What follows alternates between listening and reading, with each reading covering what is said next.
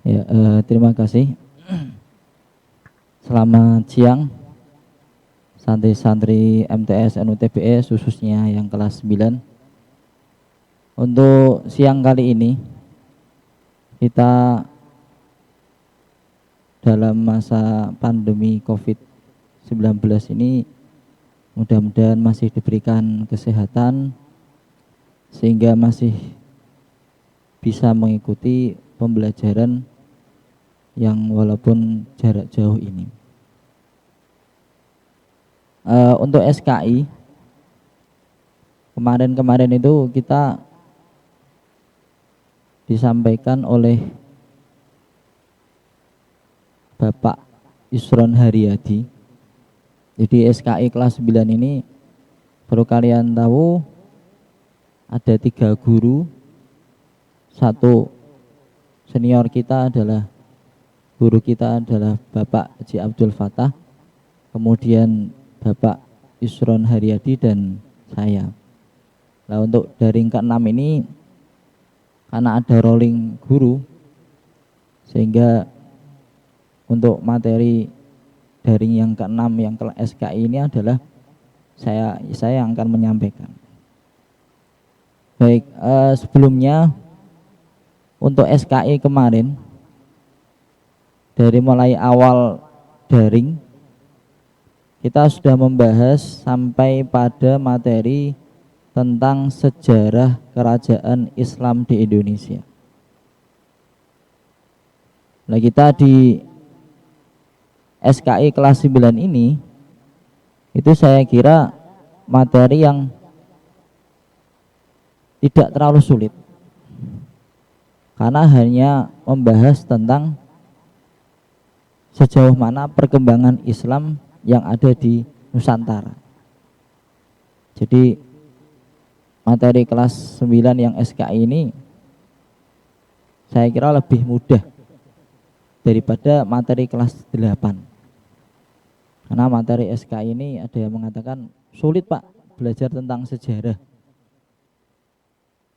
Menghafalkan tahun-tahunnya, menghafalkan peristiwa-peristiwanya, menghafalkan tokoh-tokohnya dan lain-lain. Makanya ada yang mengatakan SKI ini sulit. Tapi sesulit-sulitnya sejarah itu kalau kita mau pelajari dengan secara maksimal, saya kira sejarah tidak ada kata sulit, bahkan senang dengan sejarah. Apalagi di materi kelas 9 ini itu adalah materi yang terkait dengan perkembangan Islam kita. Jadi kita harus tahu bagaimana proses Islamisasi di Indonesia itu bagaimana. Nah, kemarin di pertemuan yang di daring yang sebelumnya kita membahas tentang kerajaan-kerajaan yang ada di Indonesia, mulai dari kerajaan Islam di Sumatera, kemudian kerajaan Islam di Jawa, kemudian juga kerajaan Islam di Sulawesi. Dan sebenarnya kalau kita ulas dari materi yang kemarin, kerajaan-kerajaan Islam itu tidak hanya 3 itu saja, tidak hanya di daerah 3 itu saja, bahkan di wilayah-wilayah yang lain juga ada, termasuk di Maluku, termasuk yang daerah-daerah yang lainnya juga masih banyak. Cuman kalau disimpulkan itu ada 3 kerajaan besar yang ada di Jawa, di Sumatera dan juga di Sulawesi.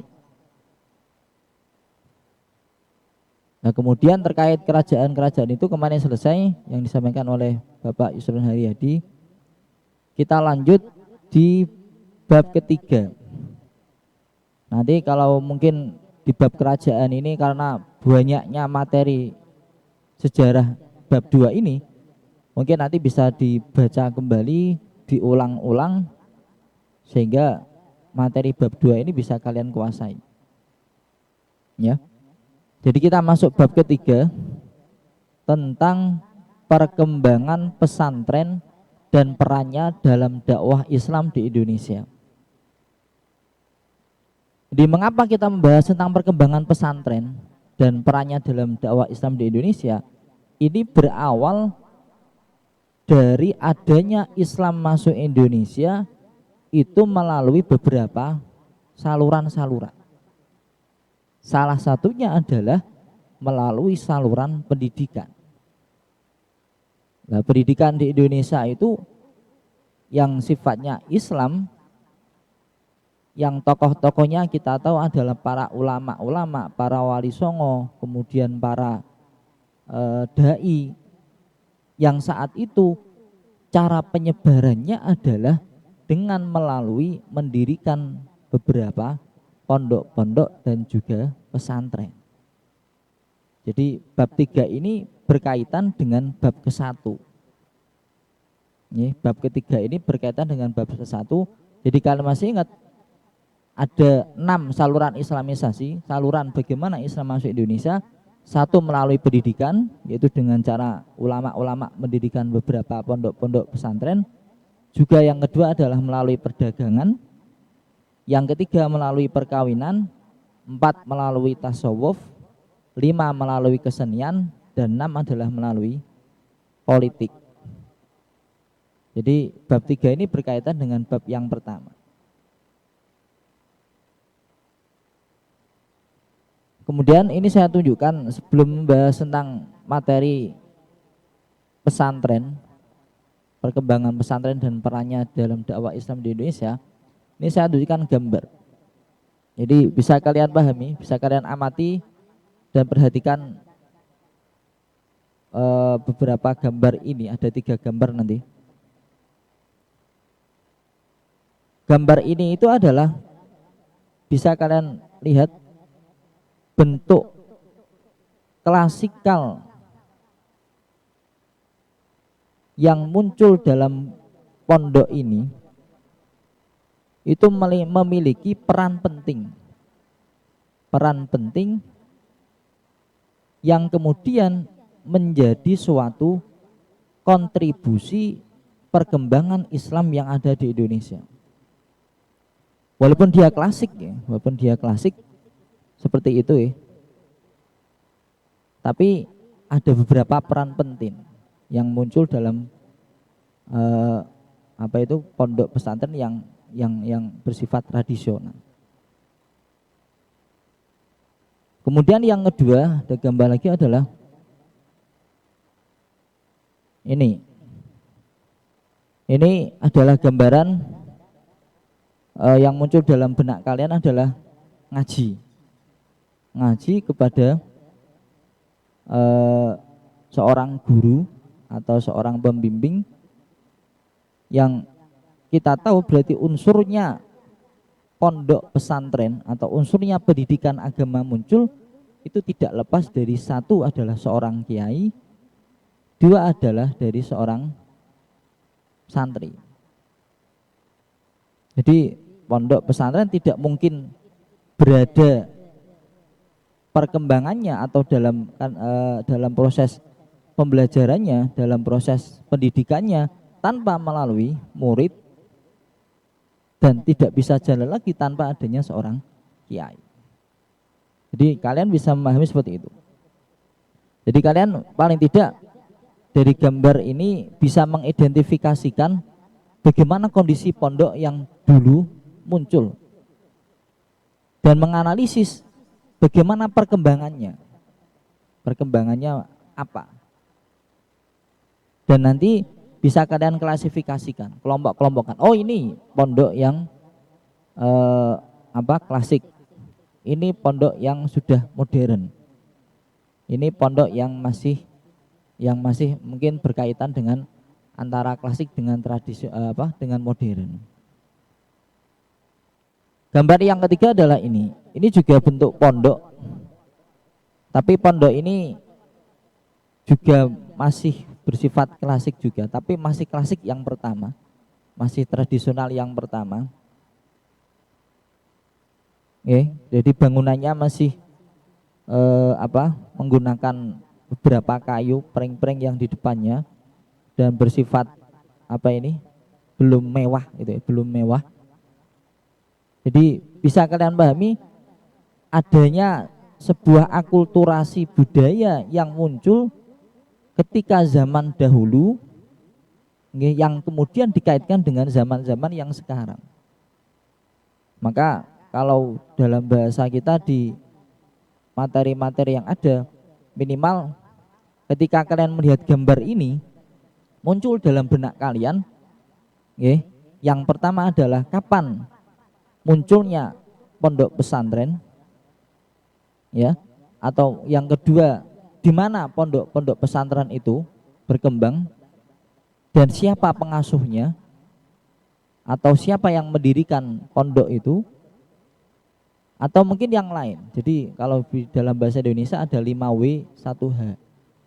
Itu harus kita kembangkan dalam benak kalian ketika melihat gambar, tidak hanya sekedar melihat tapi ada bentuk menganalisis. Mengapa ada pondok? Nah, itu ya.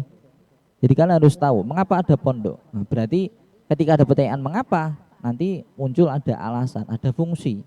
Fungsi yang terkait dalam gambar itu apa? Dan bagaimana nanti proses pembelajarannya?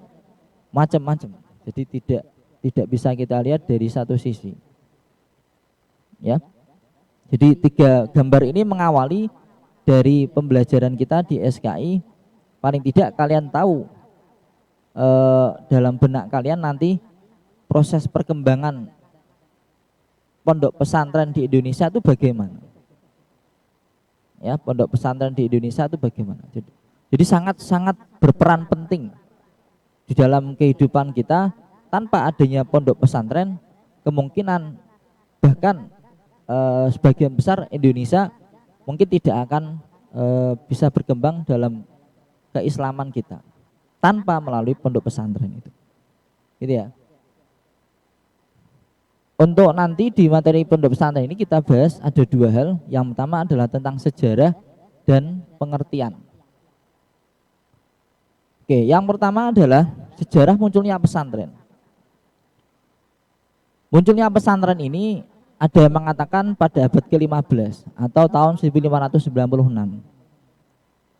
Yang kemudian kegiatan pendidikan agama ini dikenal dengan nama pondok pesantren. Nah, ada yang mengatakan juga cikal bakal lahirnya pondok pesantren pertama kali di Jawa adalah dibuat oleh Syekh Maulana Ibrahim atau dengan Sunan Ampel.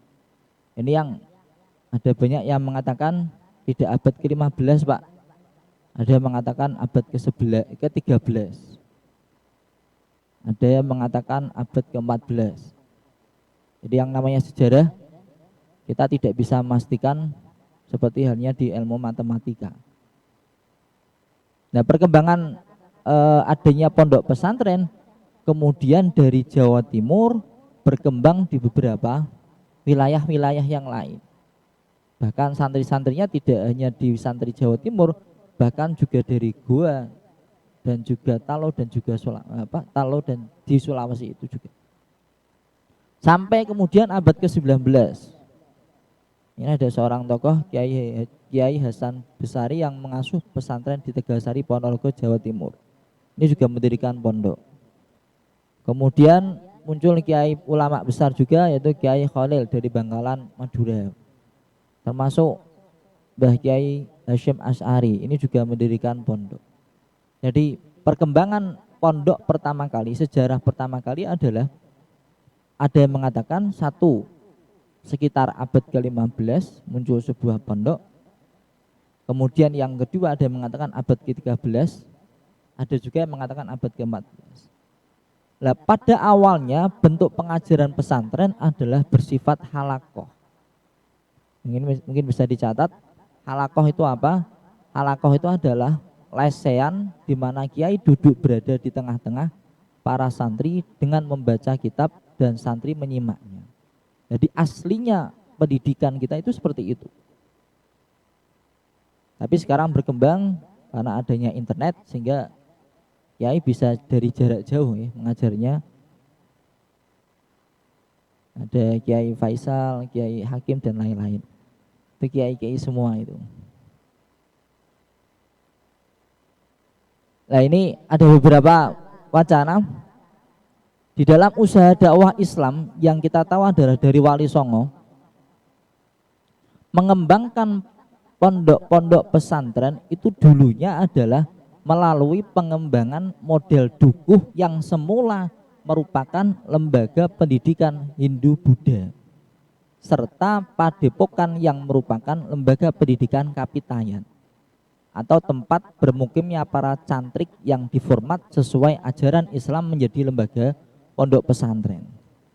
Jadi tadi saya katakan pondok pesantren kita itu mengalami suatu akulturasi. Akulturasi itu apa, Pak? Akulturasi itu suatu perpaduan budaya, di mana perpaduan budaya itu kemudian mengembangkan budaya-budaya yang dulu tapi tidak menghilangkan budaya yang lama. Ya, dulu muncul yang namanya cantrik. Cantrik itu apa, Pak? Cantrik itu orang yang berguru, orang yang berguru pada orang yang pandai. Tapi bahasa cantrik kemudian dibuat kita adalah dengan bahasa santri. Jadi dulu tidak lepas dari pendidikan Hindu-Buddha. Mengapa Hindu-Buddha, Pak? Karena dulu pendidikan kita pertama kali masuknya agama itu bukan Islam di Indonesia, itu adalah Hindu-Buddha. Hindu-Buddha itu ada yang mengatakan abad ke-4, ada yang mengatakan abad ke-2. Nah, kemudian disusul Islam. Islam masuk Indonesia itu ada abad ke-7, sehingga ada akulturasi budaya. Kemudian tadi yang pertama sejarah selesai, yang kedua adalah pengertian pondok pesantren. Ini di sini pondok itu dari kata bahasa Arab yang kita sebut dengan funduk. Funduk yang berarti tempat menginap atau ruang tidur, wisma sederhana atau asrama. Jadi hampir sama ya, funduk dengan pondok. Jadi orang Jawa mungkin tidak bisa bahasa Arab, belum bisa bahasa Arab, atau mungkin mengadopsi bahasa Arab dengan menggunakan dasar Arab, ini dibuat bahasa Indonesia, pondok. Jadi pondok itu dalam bahasa Arabnya adalah funduk. Kemudian dari pesantren, pondok pesantren nih, orang mengatakan pondok pesantren. Pesantren itu berasal dari kata santri, yang kemudian diimbuhi awalan pe dan akhiran an, yang berarti para penuntut ilmu atau para pencari ilmu. Nah, di dalam kata pesantren ada 3 pendapat yang mengenai asal muasal kata pesantren. Yang pertama dari India, yang kita sebut dengan sastri, yang artinya adalah guru mengaji. Yang kedua dari turunan kata sastra, yang berarti buku-buku suci atau buku-buku agama. Kalau kita orang santri pasti tahu ya, buku-buku suci kita itu apa? Orang santri adalah kita kenal dengan kitab-kitab kuning, kitab-kitab kuning. Yang ketiga adalah dari bahasa Sanskrit. Sanskrit ini yaitu san dan tra. San itu manusia, tra adalah suka menolong. Jadi kita simpulkan secara terminologi, pesantren itu adalah lembaga pendidikan Islam dengan sistem asrama, di mana kiai menjadi figur sentral, figur yang bersifat inti atau pusat, dan juga masjid. Ini juga ada masjid yang sebagai pusat kegiatan yang menjiwainya, dan pengajaran agama Islam yang di bawah bimbingan kiai yang diikuti oleh santri sebagai kegiatan utamanya.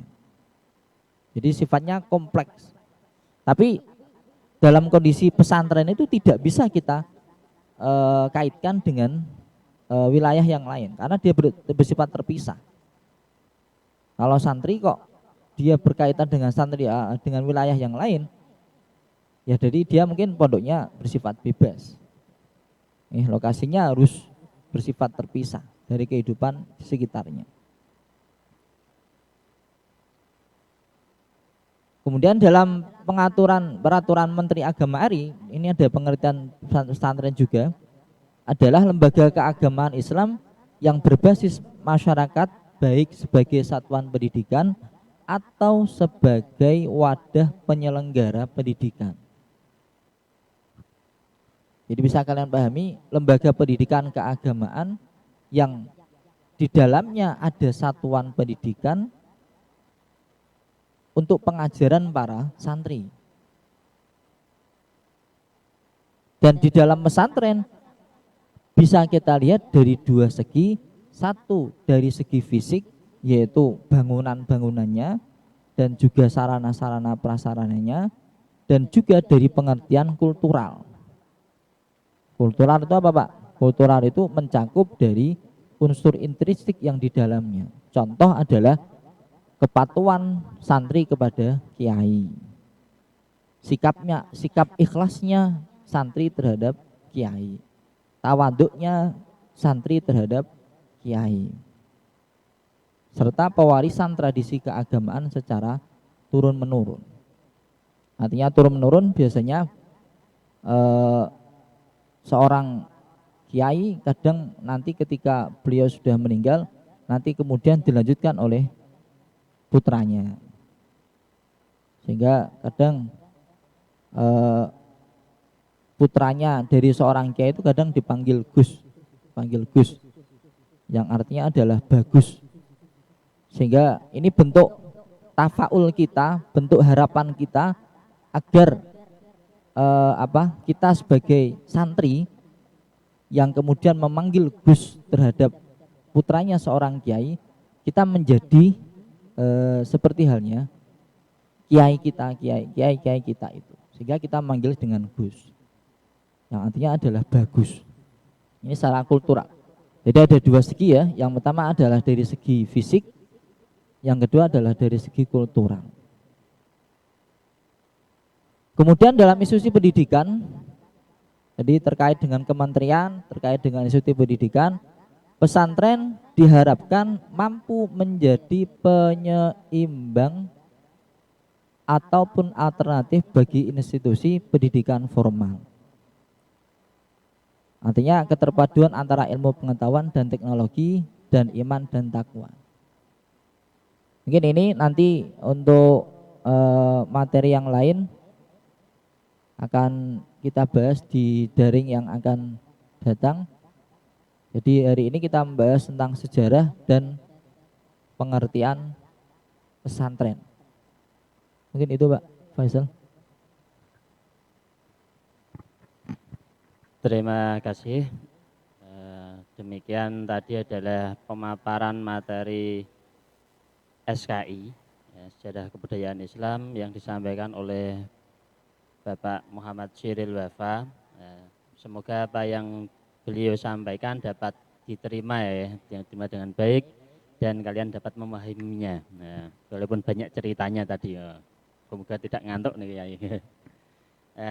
Terima kasih Yai, karena berhubung ini waktunya terbatas untuk sesi tanya jawab, sementara kita tiadakan dulu.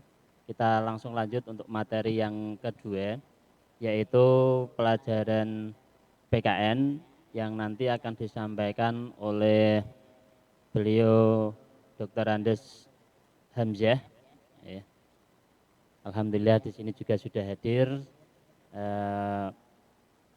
Sebelum kita mulai untuk pelajaran kedua, ingin saya informasikan bahwa untuk Zoom mulai daring ke-6 ini, saat kalian mau gabung ke room, nanti kalian tunggu dulu, waiting room, nanti muter-muter ada blank screen ya, black screen, layar HP kalian nanti hitam, ditunggu saja sampai nanti masuk ke roomnya, sampai masuk ke meeting kita Zoom ini.